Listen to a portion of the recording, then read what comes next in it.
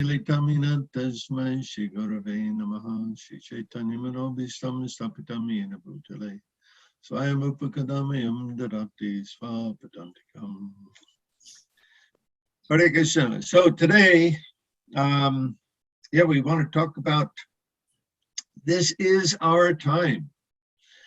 And this is the second Hare Krishna revolution.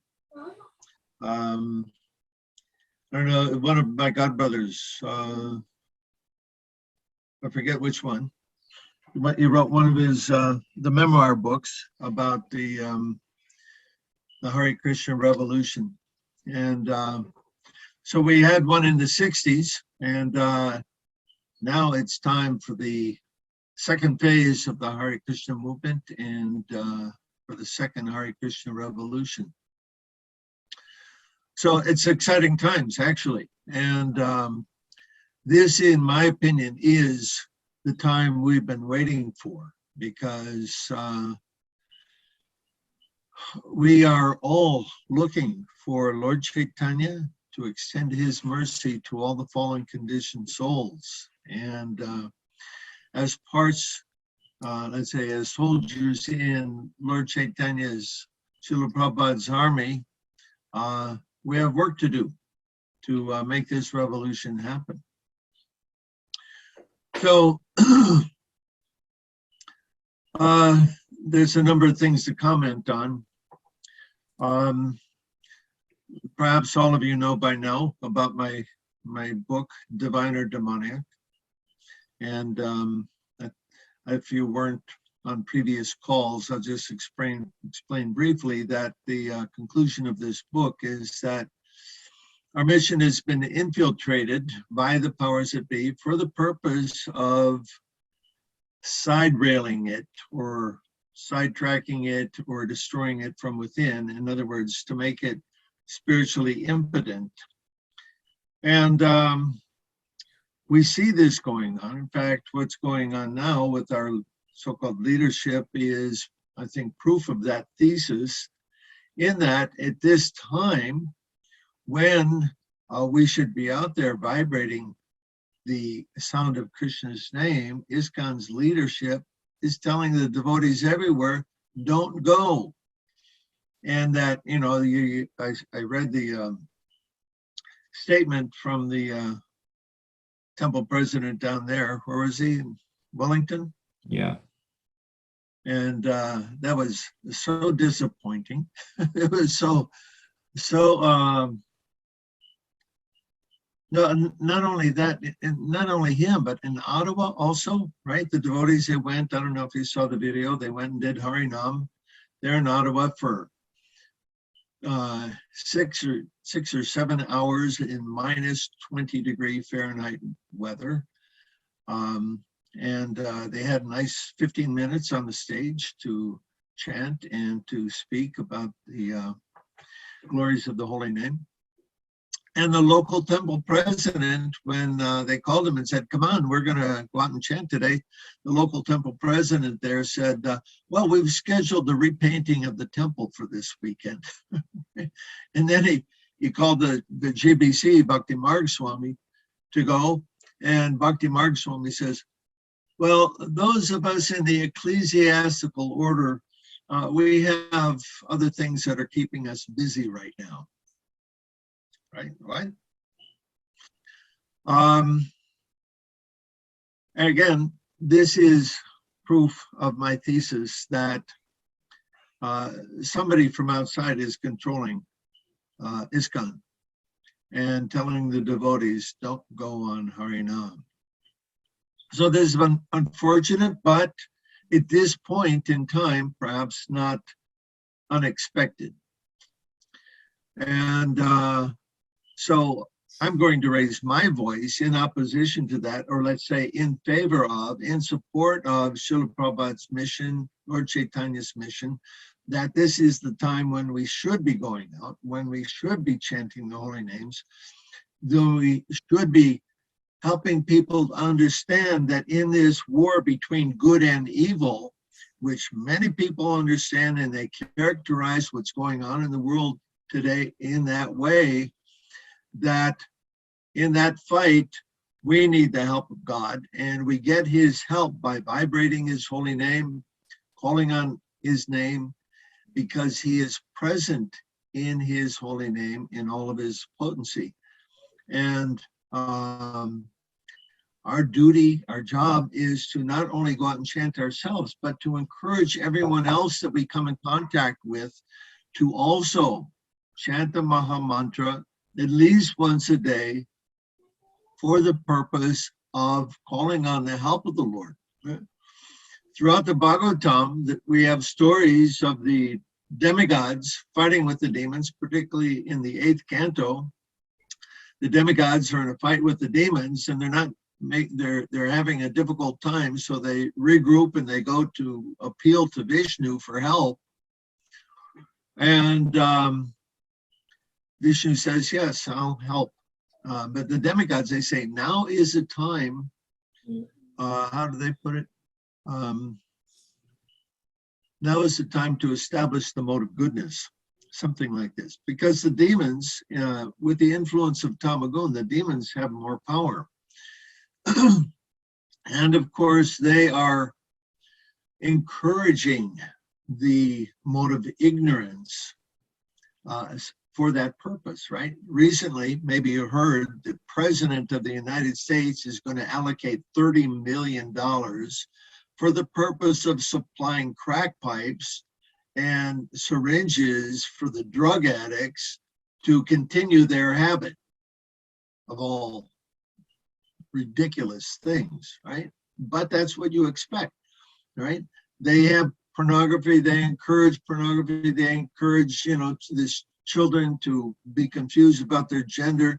They're trying to normalize pedophilia, bestiality of all things. So this is a demonic government. We can understand that by the symptoms of what they're doing.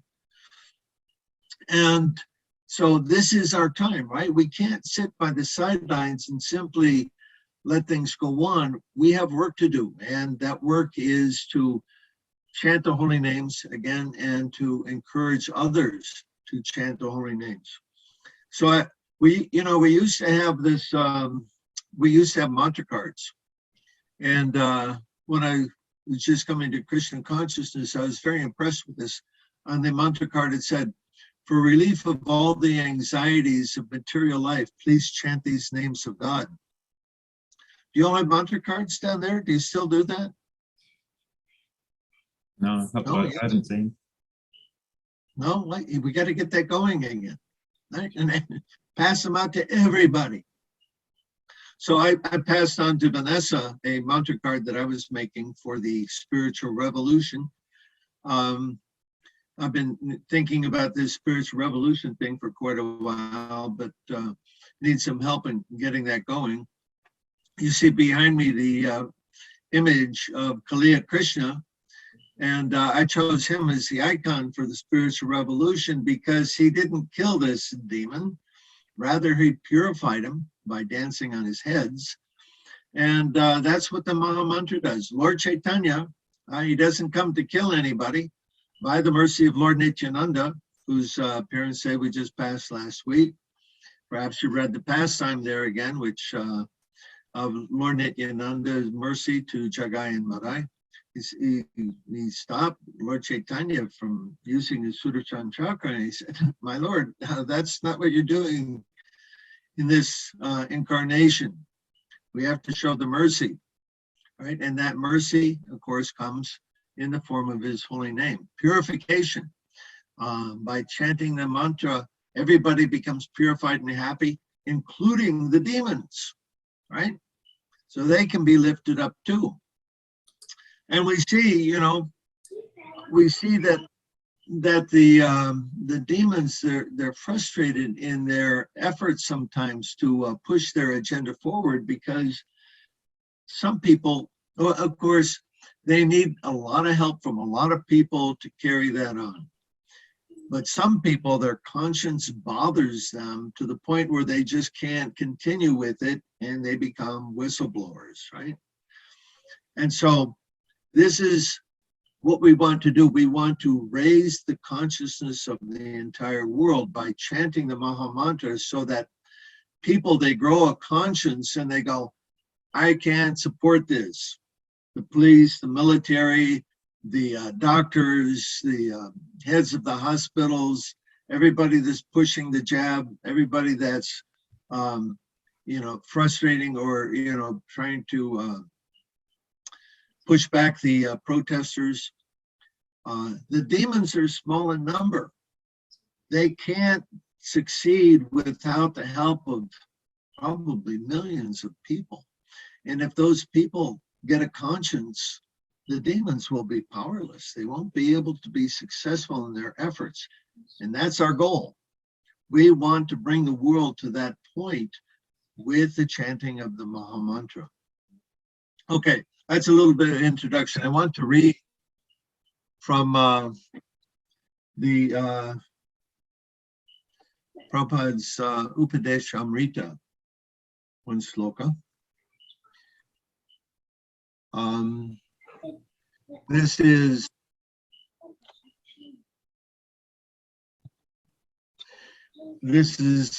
text number 4, and the text, the translation of the text, you probably remember. Okay, I'll read the Sanskrit too. Dati pati inati guyam akyati prichati munkte bojayate chaiva sadvidam priti lakshanam. Offering gifts in charity, accepting charitable gifts, revealing one's mind in confidence, inquiring confidentially, accepting prasad and offering prasad. These are the 6 symptoms of love shared by one devotee and another. I'm not going to read the entire purport, but I want to read part of this which is pertinent to what I'm speaking about today. In the Bhagavad Gita 262, it is stated, Sangat Sanjayate Kama. One's desires and ambitions develop according to the company one keeps. It is often said that a man is known by his company, and if an ordinary man associates with devotees, he will certainly develop his dormant Krishna consciousness. The understanding of Krishna consciousness is innate in every living entity, and it is already developed to some extent when a living entity takes a human body. In the Chaitanya Charitamrita, Madhya 22.107, Nitya Siddha Krishna Prema Sadya Kabunaya Shravanadi Sudha Chitte Karaye Udaya. Pure love for Krishna is eternally established in the hearts of the living entities. It is not something to be gained from another source. When the heart is purified by hearing and chanting, that love naturally awakens. Since Krishna consciousness is inherent in every living entity, everyone should be given the chance to hear about Krishna.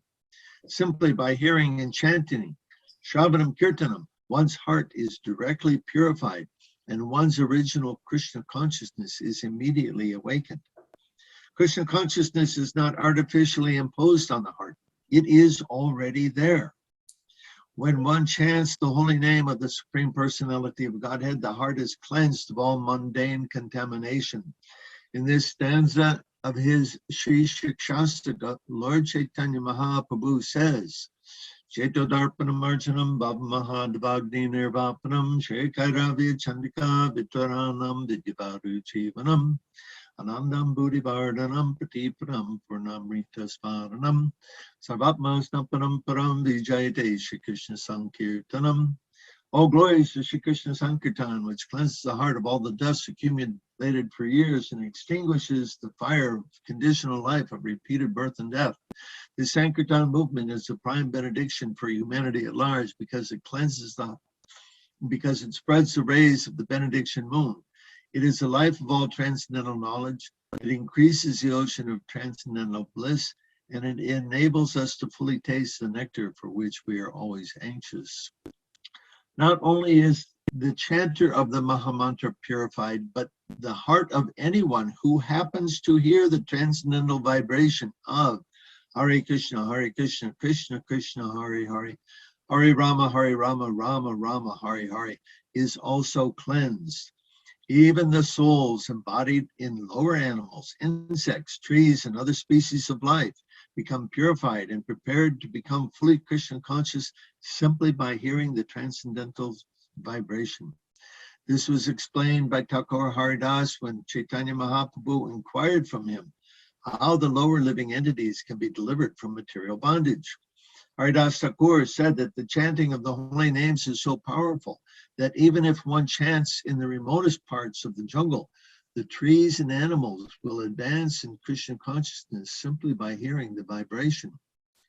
Fast forwarding a little bit. If the members of human society actually want peace of mind, tranquility, and friendly relations between men and nations, they must follow the Krishna conscious system of religion by which they can develop their dormant love for Krishna, the Supreme Personality of Godhead. And as soon as people do so, their minds will immediately be filled with peace and tranquility. So, Prabhupada Ki Jai. So, everybody who hears this transcendental sound vibration becomes purified, and we should have great faith in that and go out and ask everybody to chant. We used to, when I was a new devotee, we would keep the mantra cards. Like I said, we had a stack of them, and wherever we would go to, buy gas. At that time, you didn't have pay at the pump. You had to go in and pay. And we would give a mantra card to somebody and we'd ask them, please chant this mantra. So this is the spiritual revolution, to get everybody to chant. And one time, some years ago, I was giving this basically the same class in London. And one of the brahmacharis here, he got inspired by what I was saying, and he started a Facebook page called Fortunate People. I haven't checked lately to see if it's still there, but they would go out on the street. Now in London Temple, they would go out twice a day for harinam. And of course, London is such an international cosmopolitan place. It's always filled with people. Harinam there is just a wonderful experience. So they would go out on Harinam, and the brahmachari would give the mantra card to somebody and ask them to chant the mantra while he made a video of them. And then he would post those videos of all the different people chanting the Maha-mantra on the Facebook page. So I'd like to encourage all of you to do the same thing, especially when you're down there in Wellington. Ask people to chant the Maha-mantra. Take a short little video of them and then post it up somewhere. Let's make a Facebook page or some kind of page somewhere for all of this, to encourage people to chant and to understand that this is the panacea for this world, that only by this chanting, I'd say only by bringing God into the picture are we actually going to be able to turn this thing around. It's not going to be easy, because the demons, they are extremely determined people. Budi, did I explain the nature of the demonic? Did I give a detailed explanation of demonic consciousness in any of our previous videos? Not really. And even if you did, there's a whole lot of new people here today. So. Oh, okay. So I'm going to, let's say, in my spiritual economics book,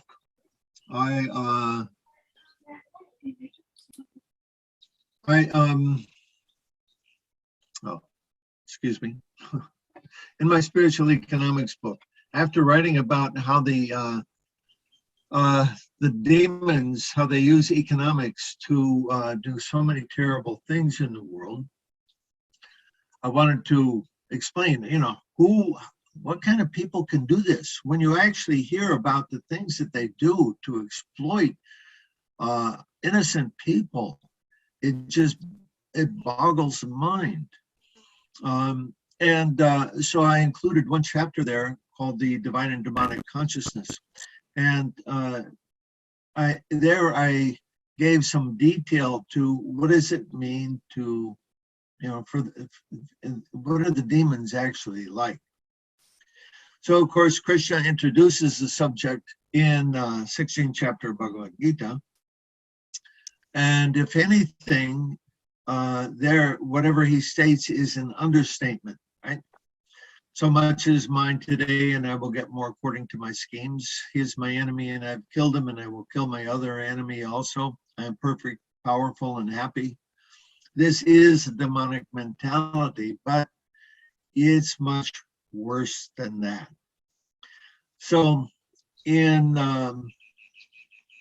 preparing this chapter, it's actually, no, many years ago, I wanted to try to understand the demonic consciousness somewhat. So I read a number of books psychologists had written about demonic people. The first one I read on that was one psychologist, Scott Peck. Maybe you've heard his name. He wrote one book called People of the Lie. Because why? In his clinical practice, he found that there are, in fact, evil people in the world. And so he wanted to explain that psychology from a spiritual perspective. Now, at that time, when he wrote that book, which I believe was either the late 70s or early 80s, there was nobody in psychology speaking from that perspective. In fact, he took a lot of grief to write from that because, you can't bring religion into science. But he did it anyway because he's a Christian man and he could understand that there is, in fact, a thing called evil in this world, and he saw it manifest in these various personalities. Another psychologist who wrote a lot about this is Erich Fromm, one of the prominent students of Freud. Erich Fromm wrote 3 different books on the subject of evil personalities. And then there's several other psychologists that have wrote. One of the more recent ones is a book called Political Ponerology, which was written by a Polish psychologist based on his experience of what was going on in the Soviet Union. So what I want to do is I'll read briefly to give you some idea of 3 different orientations of evil. There's necrophilia, there's malignant narcissism, and psychopathy. Now, a lot of people, they've heard about psychopaths, but what exactly is a psychopath? We don't really have a deep, probably even a working understanding, except to understand that these people are not nice. So I just want to give some detail to this, because if you understand what these people are like, you can then see what's going on in the world, and you can understand that these are demonic people at the helm. Now, remember, of course, that Srila Prabhupada explains that one cannot tell who is a normal person or who is demonic simply by looking at them, but rather one can only understand that as a result of the activities that they perform. So we have a lot of experience now we see what's going on. We have enough experience to understand who is demonic, especially if we understand the symptoms of what these demons are like. Okay, the first one I'm going to mention is necrophilia. Now, necrophilia is generally thought to be a desire of people to have sex with a dead body, but that's maybe a specific manifestation of that psychosis, but it's not the entire story. So here's necrophilia. This means a fascination with dead, okay? A fascination with things that are not alive, an attraction to dead matter, a love of that, all that does not grow, that is mechanical, and a desire to turn the organic into the inorganic, okay? They want to treat all living processes, feelings, and thoughts as if they are things, and they want to transform them into things. Okay, now understand, right? What do they want? Maybe you've read about some of this. They want to create human 2.0. They have this idea, what they call transhumanism, in which they want to merge man and machine, right? Elon Musk has his, what's that thing called? They want to make an implant in your brain, be able to connect everybody with the internet. And they have a concept of that called the Internet of Bodies. So that they want to be able to hook everybody up to the internet. Now, some speculate, and maybe there's evidence for this. I can't repeat that with any detail, so I'm not going to try. But they say that, you know, some of these jabs, they have some kind of programmable device in them that can be activated with 5G, in which they'll be able to control people. Okay, so if you want to, if you love all that is mechanical, you want to turn the organic into the inorganic, you want to relate to persons as if they are things, it fits perfectly with what they have in mind. Also, what comes to mind is what's his name? Klaus Schwab. His name is actually Klaus Schwab Rothschild. He's a descendant of the Rothschilds. So he's got his idea of transhumanism and the Great Reset. Okay, continuing. The necrophiliac loves control, and in the act of controlling, they kill life.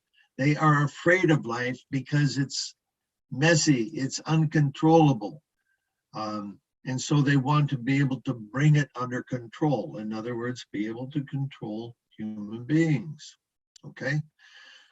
Continuing, necrophilia, a fascination with that which is dead, means that they have no problem with killing.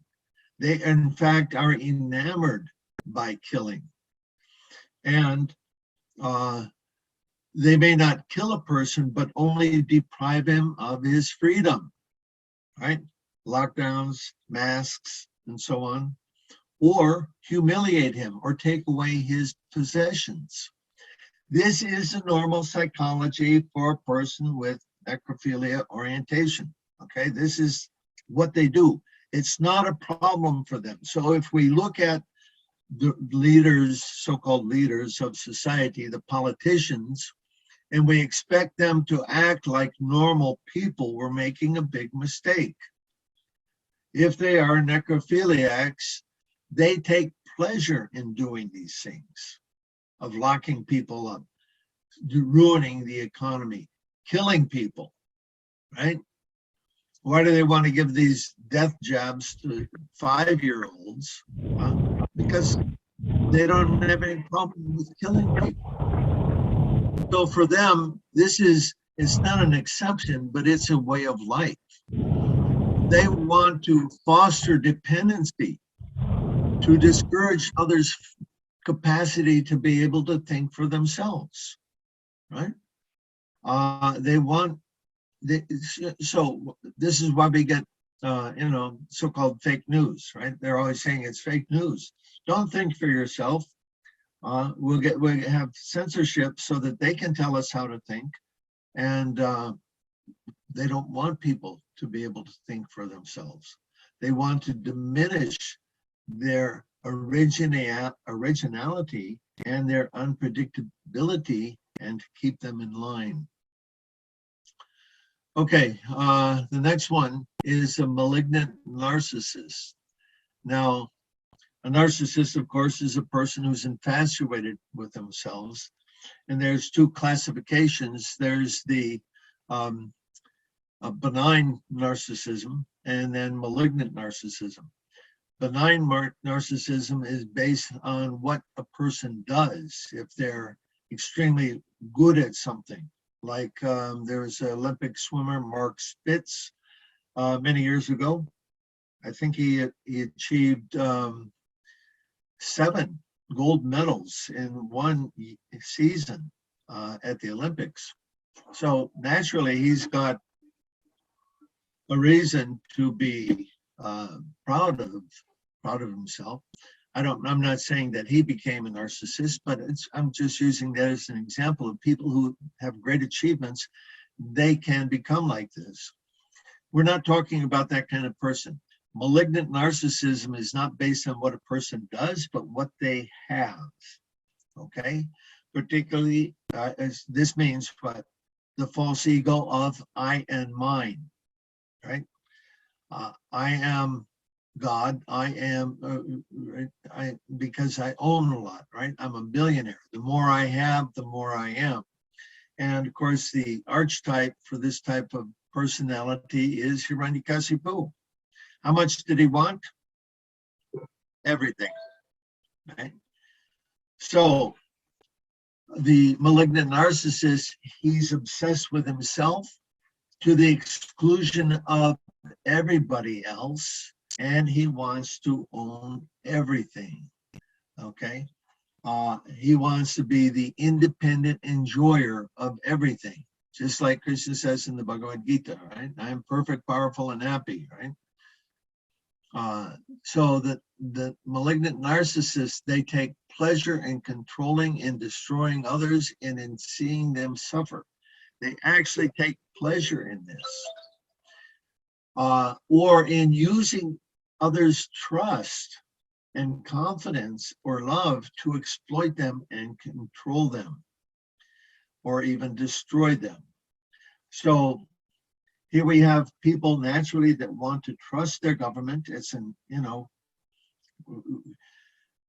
people, they can't accept that our government is trying to kill us. That can't be possible. It just goes beyond belief. But there are people like this. They take pleasure in using a person's trust to destroy them. So this is called narcissism, right? And then finally, there's the psychopath. And the most important characteristic about the psychopath is they have no conscience. Now, all of us have a conscience.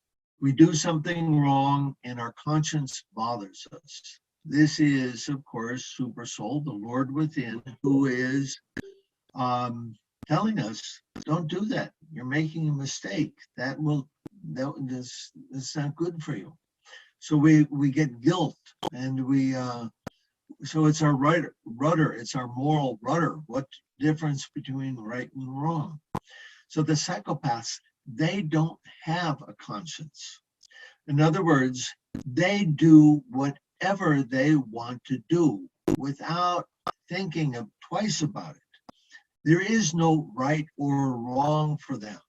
What's right is whatever they want to do, and what's wrong is anybody that opposes them.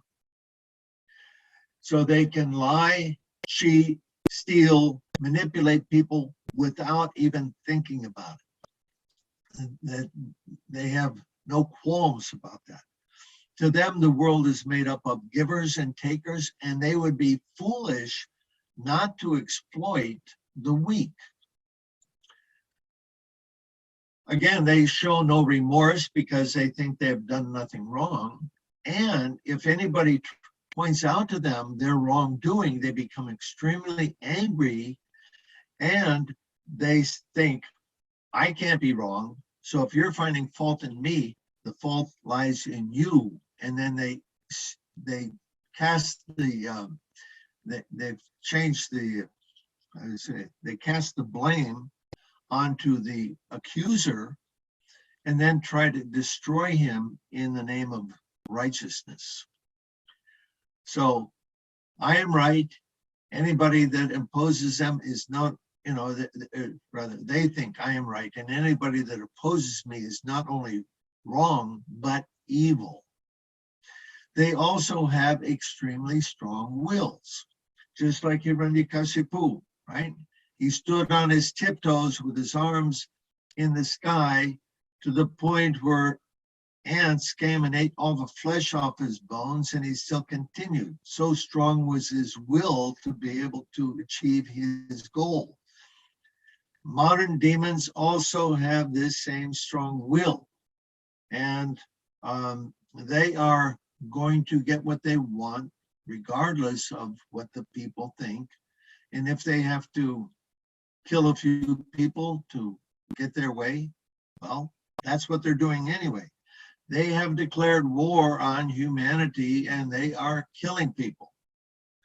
So, you know, we have to recognize what's going on and understand the difference between good and evil and understand what these demonic people are like. We can then understand what we're up against, right? So there's one, I forget who, one military guy, he said the first rule of war is to know that you are in one. And the second rule of war is to understand your enemy. So we are in a war, and we have to understand what this enemy is like. We're in a war of good against evil. So again, what we have to do is call for the help of the Lord in this fight against evil. And it's, of course, devotees, we need to go out and chant, but we also have to encourage as many people as possible to chant.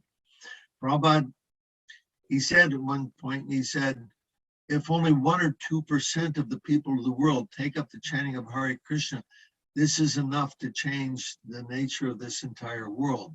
So that should be our goal. Wherever we are, whatever our city is, let's try to get 1% of the people in our city, in our area, to take up the chanting of the Maha-mantra as a prayer, right? Krishna is the name of God. Just explain to them, this is a prayer to call for the mercy of the Lord. And we should say this prayer every day. Of course, we understand that when people chant Krishna's name, immediately all their karma is removed. And so that helps reduce the burden of the earth. The demons, basically, they're the agents of karma. If their people were not deserving of this,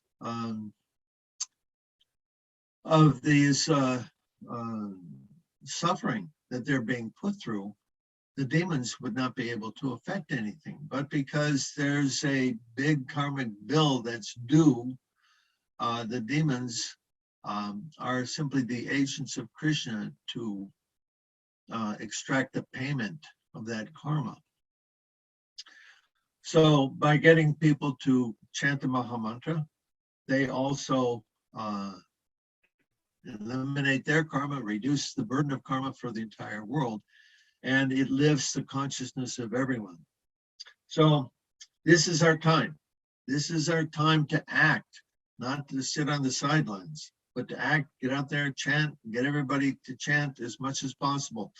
Please print some mantra cards, distribute them to everybody you see in the marketplace, wherever you go. We have to be active in this fight. This is our fight, and we can change the world. Otherwise, the demons, they're extremely powerful. They control the governments, they control the military, they control the banks, they control the media, they control the universities, they control the courts, and they think they're all powerful. But Krishna is the source of their power, and Krishna, of course, is all powerful, and he is present in his holy name. So this is what's going to change the world, the chanting of the Hare Krishna mantra. This is our time. This is our duty. We have to all consider ourselves soldiers in Lord Chaitanya's army for the purpose of creating a spiritual revolution to rectify the impious lives of a world's misdirected civilization. Hare Krishna. Okay, so I'll stop there and maybe you have some questions or comments.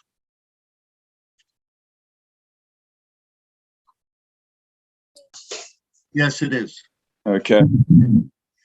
Yeah, so I was just, I really appreciated this presentation of understanding better the psychology of the demons, and it's quite clear what's going on in the world at the moment. And of course, impossible is a word in a fool's dictionary.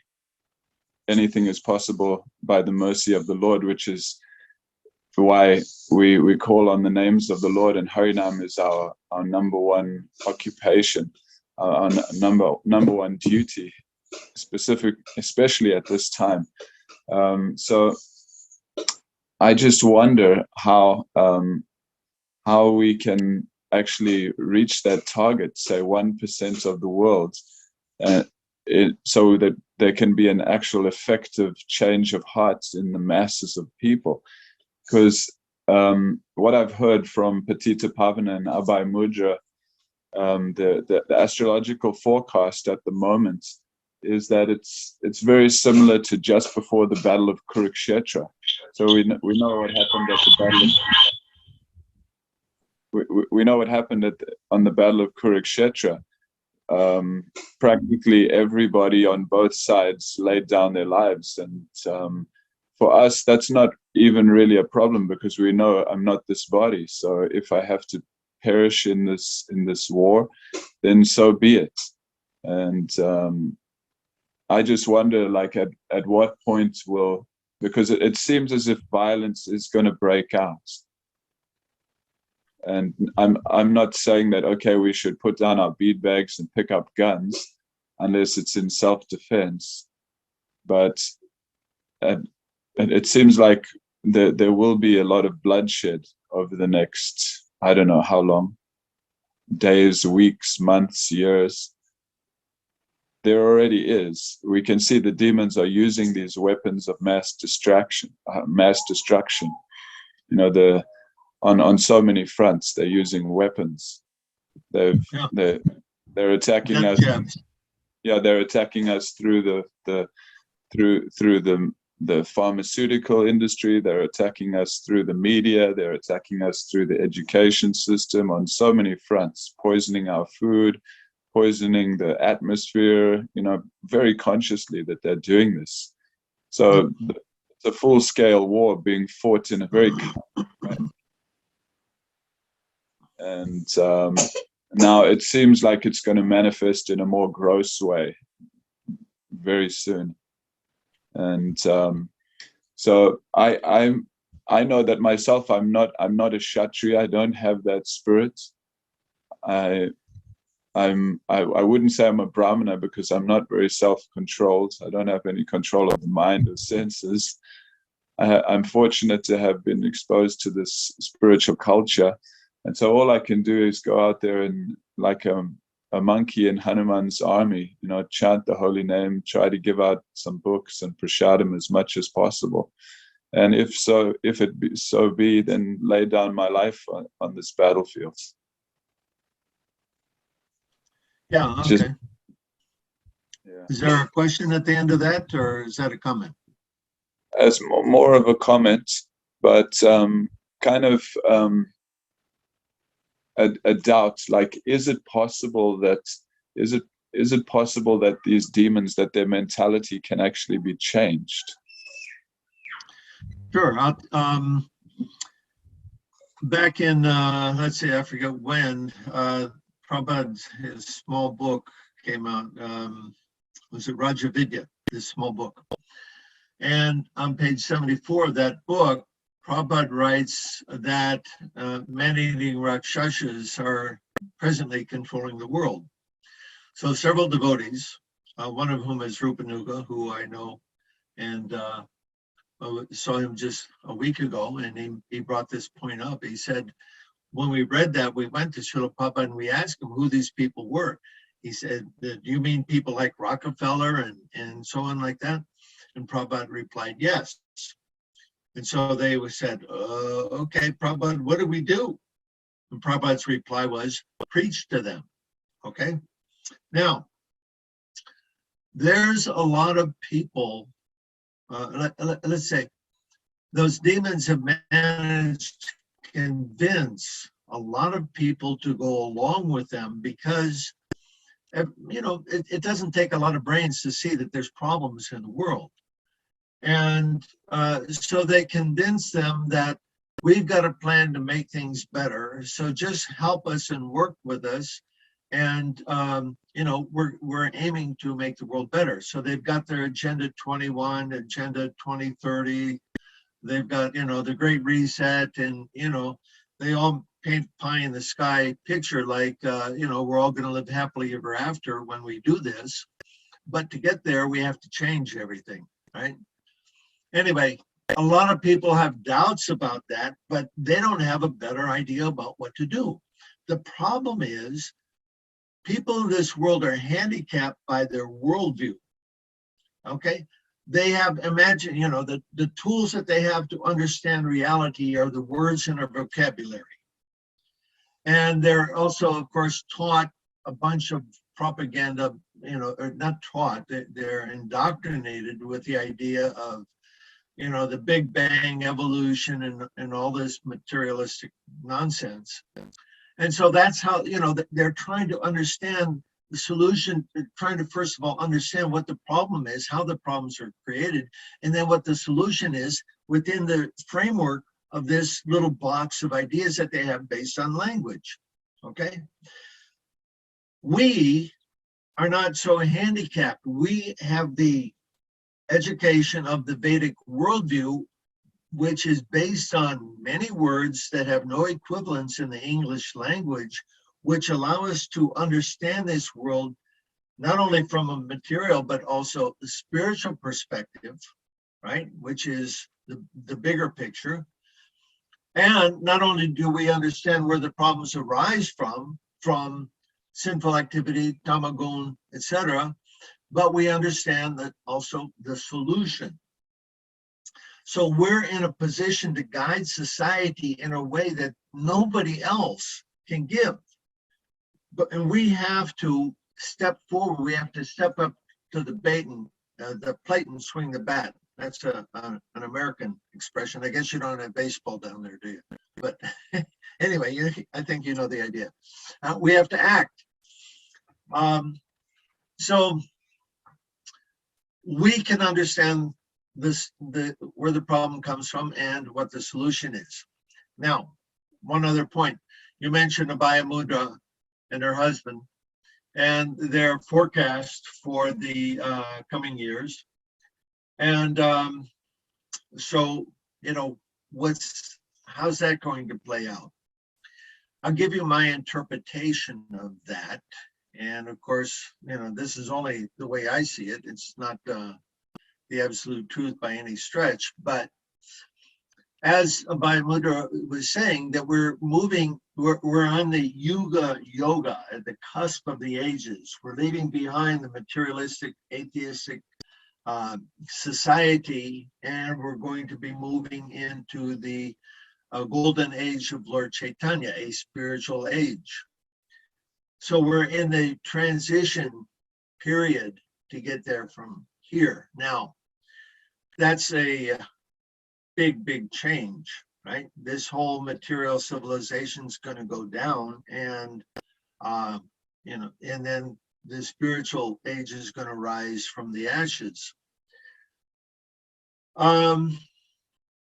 There's the easy way to do that and the hard way.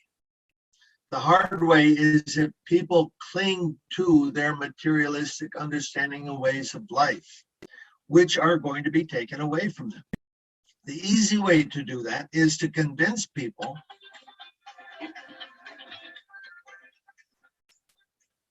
sorry about that. The easy way to do that is to convince people that that's where we're going. We're going to a spiritual age, and let's just go there voluntarily. And here's how we can do that. Okay, not everybody's going to make the cut. There's a lot of people, they simply don't want to do that. You know, they want to continue living this life of sense gratification, and they don't want to give it up. Okay, so those people won't be able to come along. And as we understand, there's no such thing as death. Okay, people will leave this plane of existence and they'll relocate to another plane where they can continue to satisfy their material desires. But those persons who are interested and eager to attain spiritual perfection, they'll be able to make it through this transition into this coming spiritual age. So how were we going to get there from here? It's kind of like Indiana Jones, right? I mean, you see what the predicaments he gets in, and you go, how's he going to get out of this one? So that's where we're at. How we're going to get there from here, we don't know, but we know Krishna is God and he can do a lot of far out things, right? Miracles aren't difficult for him, or seeming miracles. And, you know, many devotees have told tales of miracles from before. If you want to read some, read Shama Sundar's book, Chasing Rhinos with the Swami, the first volume. He's got a lot of wonderful stories in there about how Krishna works miracles. And then the other thing I see is that if enough people will take up the chanting of Hare Krishna, the demons will be frustrated in their efforts to destroy the world and control everything. And perhaps they'll start blaming each other and then destroy each other. You know, maybe that's the way it's going to happen. So, of course, that would come to violence. There would be a lot of violence. But, you know, Tamagun is a way of erasing things. And it's not necessarily all bad. It depends on, you know, how you see things, you know. So war is certainly destructive, but it's kind of like cleanses the scene, or, you know, erases the chalkboard so that something new can be written. It's not guaranteed that we're going to be successful. In fact, we may not be. I once met a Russian devotee who he said he had the ability to remember previous Kali Yugas. And he painted a picture of what he remembered, and it is beyond your worst nightmare. So the demons, if they get their way, they will destroy everything, simply because they have no intelligence. They engage in unbeneficial, horrible works meant to destroy the world. That may happen. It depends on what we do. That's why I say this is our time. We have to act. We are Lord Chaitanya's army. We are the persons who understand what can save the world. And if we don't act, the demons may well get their way. There may well then be only human 2.0 by 2025 is what they are planning, whatever that is. So no guarantees. It depends on what we're going to do. So we have to act. That's my reply, Gora.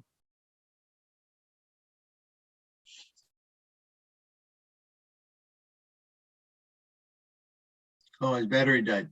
Okay. All right. Okay. Anything else? Anybody? Purnamasi, yes. Oh, Hare Krishna Prabhu, thank you very much. My daughter always asks me, and she's not very satisfied with my answer. She wants to know, why are there demons? Why are there demons? Yes. Uh-huh. Because we have free will. We are part and parcel of Krishna, and we have all of the qualities of Krishna. One of which is Swarat. Krishna is fully independent, and we also have minute independence. And that independence means that we can turn toward God or away from God. If we turn toward God, then we can move toward goodness and understanding and be lifted up. If we turn away from God, then we, by our own puny brain, we get ourselves in more and more trouble.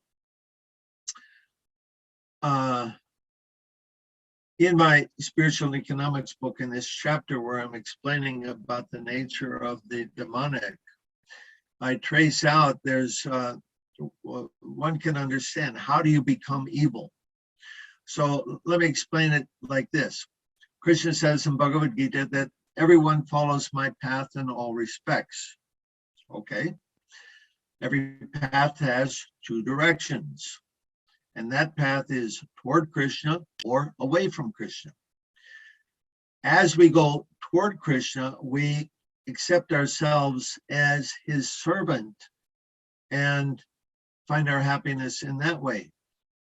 If we don't accept that, we turn away from Krishna. I want to be God. I want to be supreme. And so, as I mentioned, the psychopath, they have no conscience. Now, there's a step before the psychopath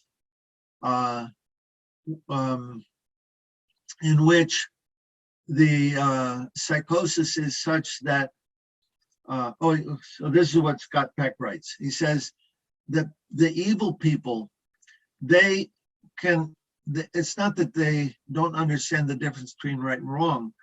They can, but they will not accept that they are wrong. And so they sweep their conscience under the, they sweep their conscience under the rug. In other words, their conscience is telling them, you're doing wrong, but they don't want to hear it. They don't want to hear that they are wrong. And so they pay no attention to that, and they continue going in that direction till they come to the point where they can't hear the conscience at all anymore. And as they continue down that path of I am everything, I am God, then they lose connection with reality. They live in their own psychosis in which they try to be God. So one direction on that path is Krishna is God. There is a God and I'm subordinate to him. The other direction is I am God.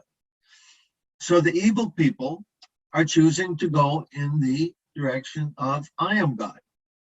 And everything that is evil manifests as a result of that consciousness. If I am God, I can do no wrong, right? Whatever I do is right. And so they do whatever they want, even though it may hurt people, kill people, whatever. They have, all they understand is this is what I want. So this is the basic source. We go toward God. The source of evil. Instead of going toward God, we go away from God. How's that? Is your daughter there, Purnamasi? Did she hear that? Yeah, she's listening. Okay, so how does that sound? Do you want to talk? Yeah, good. Thank you. I've explained. Okay. I explained it to her as well, that the more you choose to go down that path, the lower and lower your consciousness gets, like you were saying, and the more evil you become. Yeah. Right. Thank you. Oh, okay, you're welcome. How old is your daughter? 6. Oh, well, that's very nice that she can understand that at such an age. Wonderful. Yeah. Because we read so much about in the Krishna book, most of the Krishna book that we've got Krishna killing demons, right? So she wants to know why are there demons, and sometimes she felt sorry for Kuvalayapita when he tried to kill Krishna when he entered Mathura, the big elephant. She felt sorry. She thought, oh, maybe Kamsa made him do it or something. But it's that innocent not understanding, you know, why are there demons? It's hard to understand from this age. Yeah. Yeah, well, you know, at 6 years old, she's at an age of beginning to really get an understanding between right and wrong. This is when children develop that understanding. So it's a very nice age for her to hear about Krishna and his pastimes, the activities of dealing with the demonic elements and understanding what that is. So wonderful. And I'm happy that she could join us today. Thank you. Hare Krishna. Okay, what else? Anything else?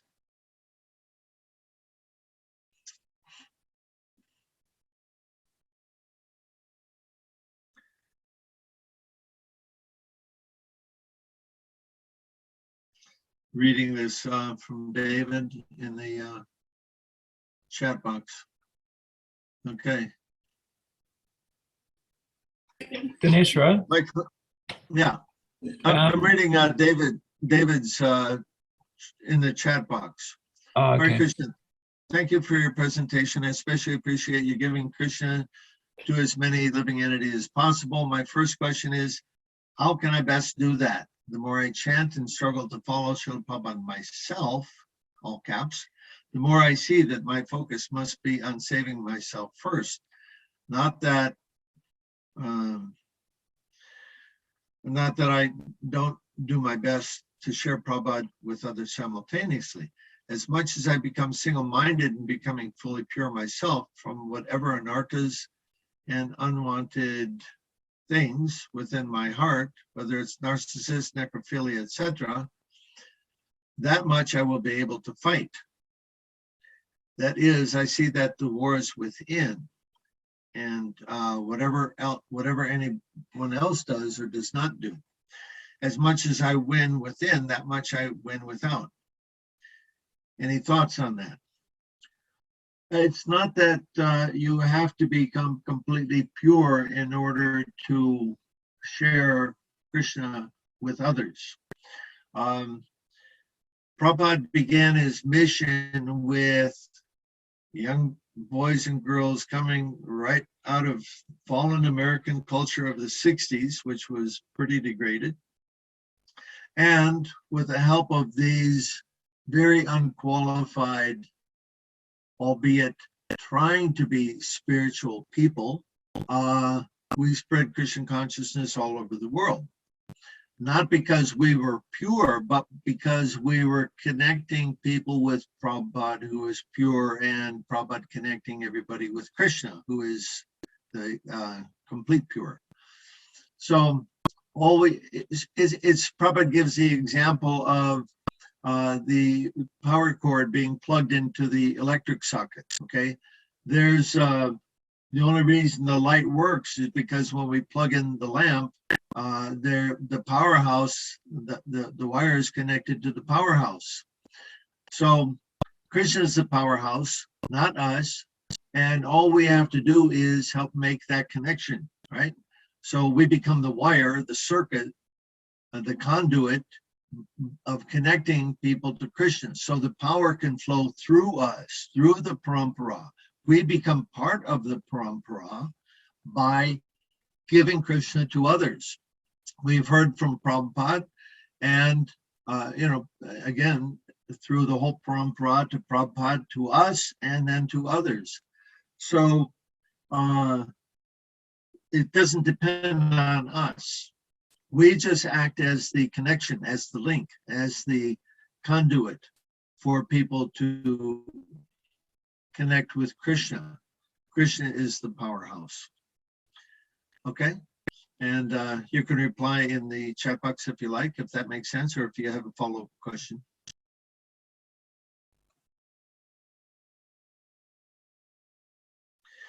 Okay. Budi, you had something? Yeah, I was just going to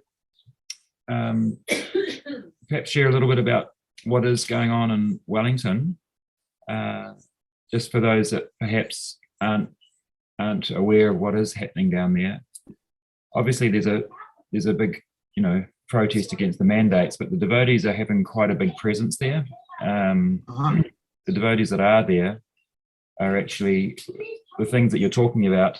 It's tangibly seeing that the consciousness of that group down there is changing, because basically this is a huge worldwide political issue, and this is right at the seat of the government, right in their power, where the government is stationed, and the devotees there, it's potentially a very conflicting mood. I mean, the tensions are high. There's a lot of, you're challenging the government. It's it could be potentially very full of tension, but because the devotees there are doing this yajna, and I liken it, you hear of the sages in the past that they did 1,000-year yajna for the benefit of the world.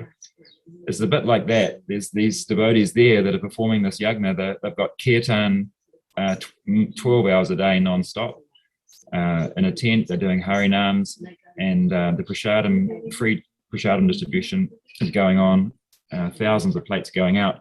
So the effect that that's having on the people, they're all starting to chant. Actually, hundreds of people are coming to the tent and just chanting. They're turning up before we've even started, waiting. And so the mood there isn't, the tension is dissolved. There's no. Let me tell you a little anecdote about that. Mm-hmm. This is in 1972 at the Democratic Convention, which was held in Miami. Now, in 1972 was the height of the protests against the Vietnam War. And there was a huge protest at the political convention when they were choosing the Democratic candidate for president. And there was a big tension, much bigger than what we see in Wellington. There was violence going on, a violent confrontation between the protesters and the police. So the devotees went down there with the kirtan party. And here you got the police on one side and the devotees on the other, or the protesters on the other side, and they're just about to really mix it up. And here comes the kirtan party right in between them.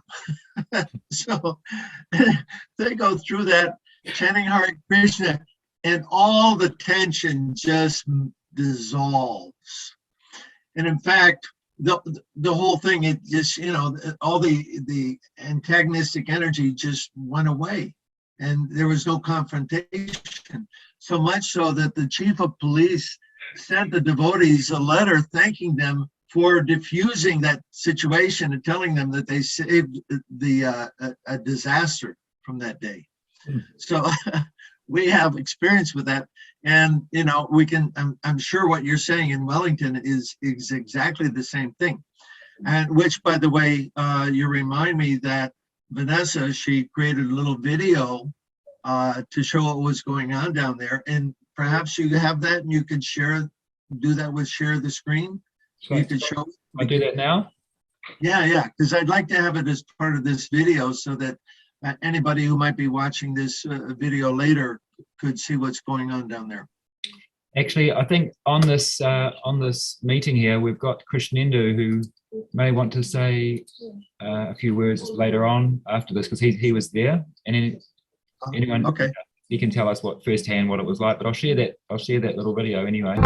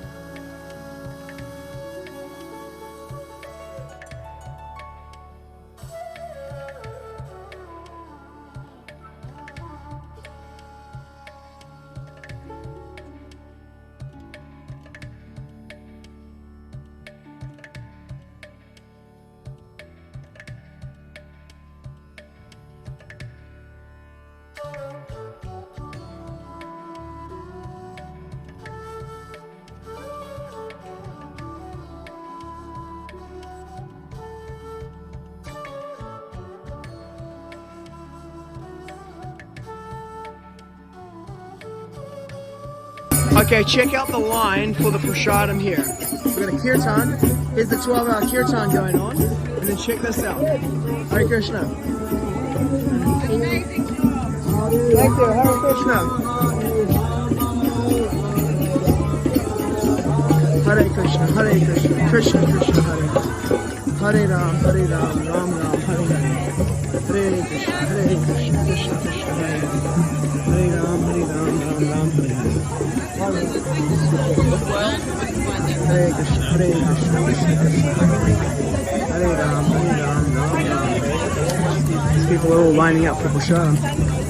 Hare Krishna, Krishna Krishna, Hare Ram, Ram Ram, Hare Hare.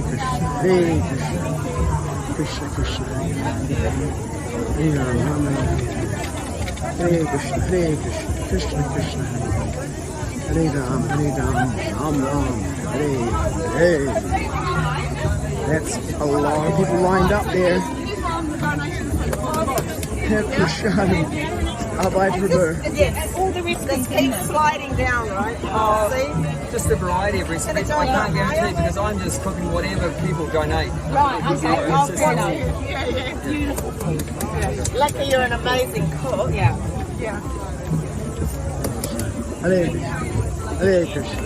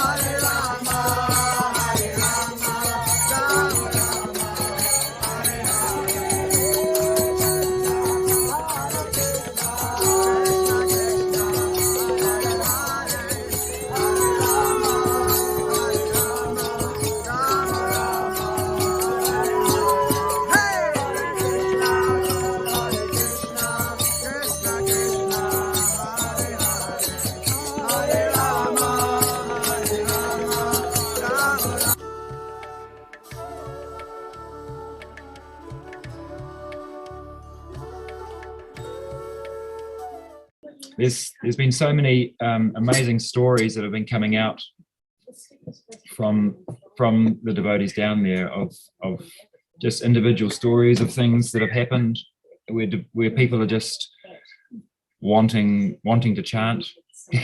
Security guards are coming and every day. I can tell you one story. Yeah. Ribal. Yeah, go ahead.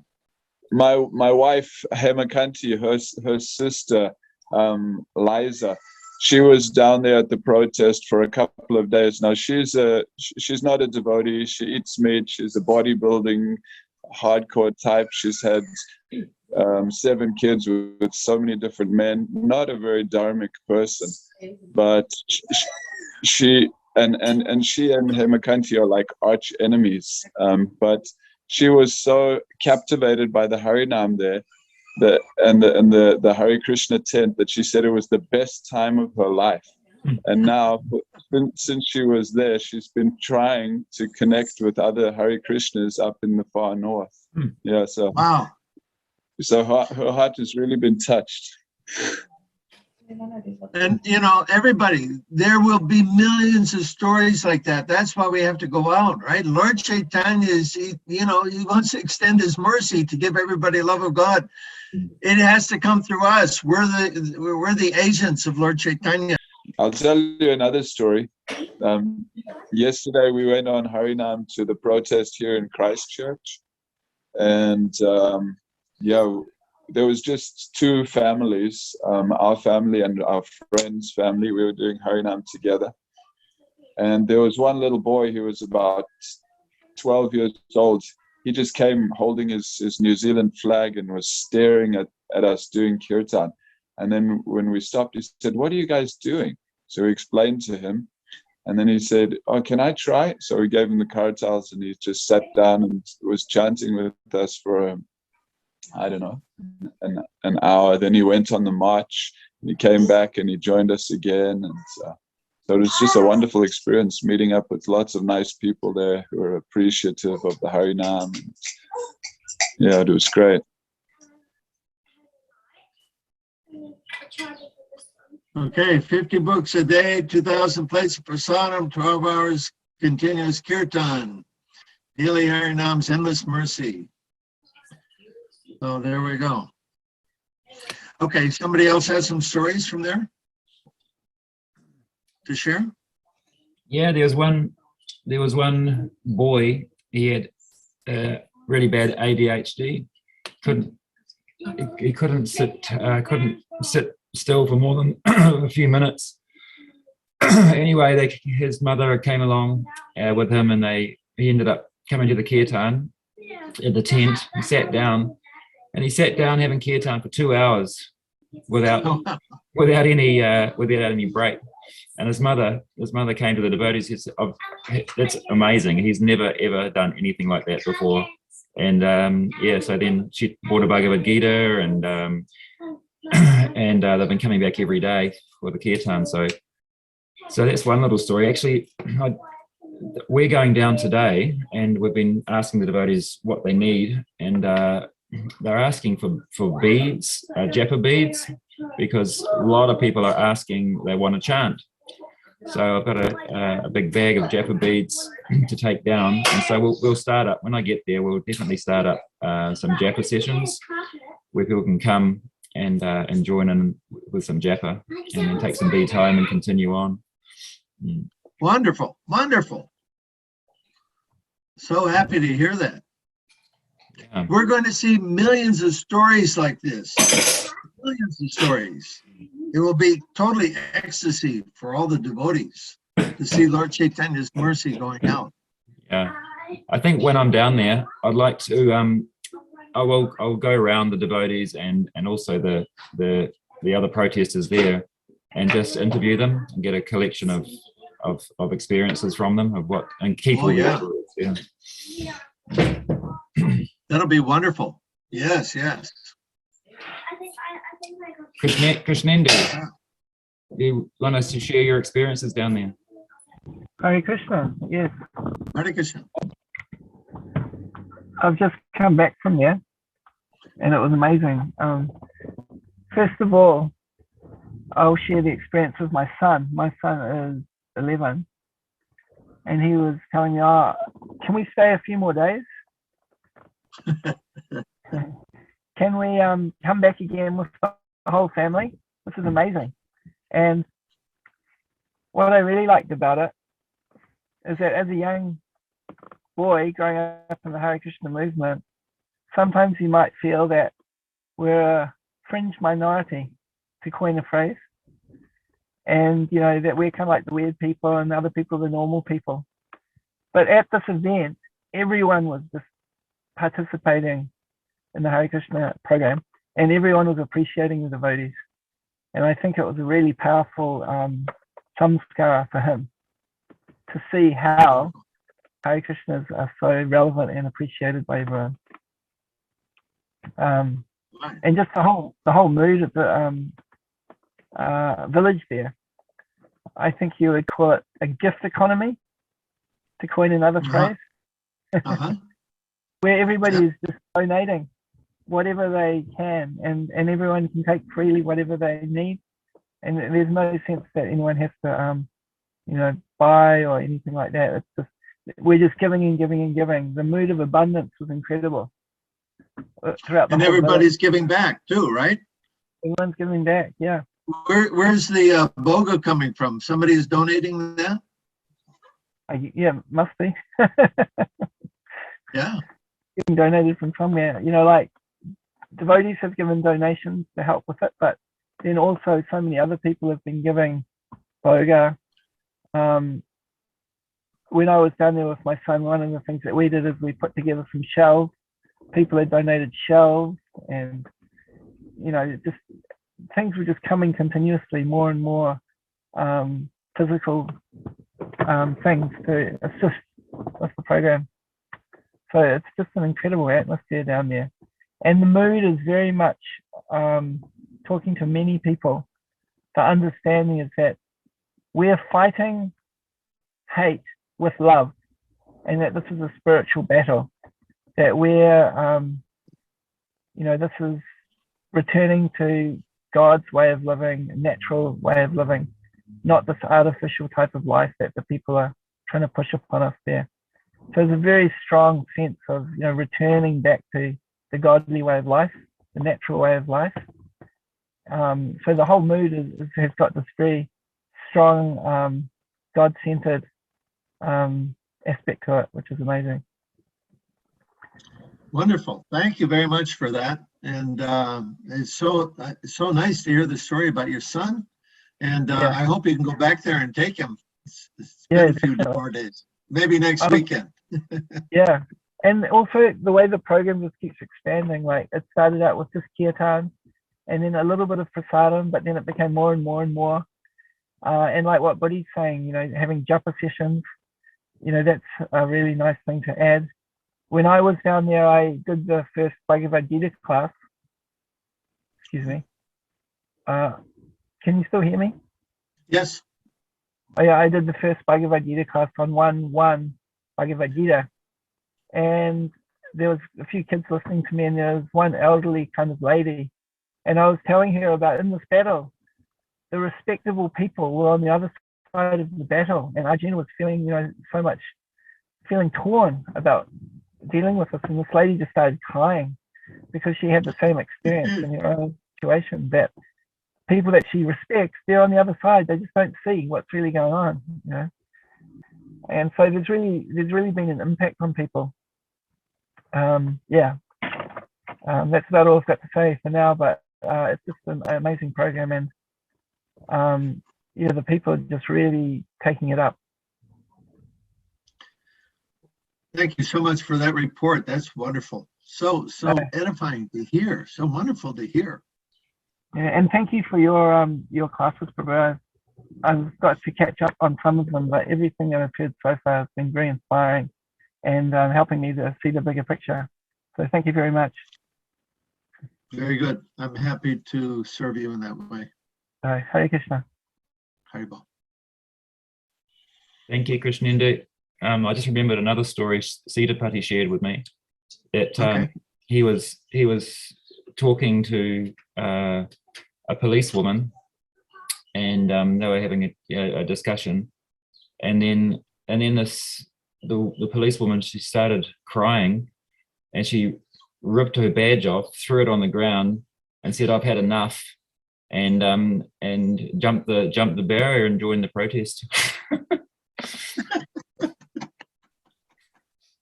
Amazing. Yeah. Wow.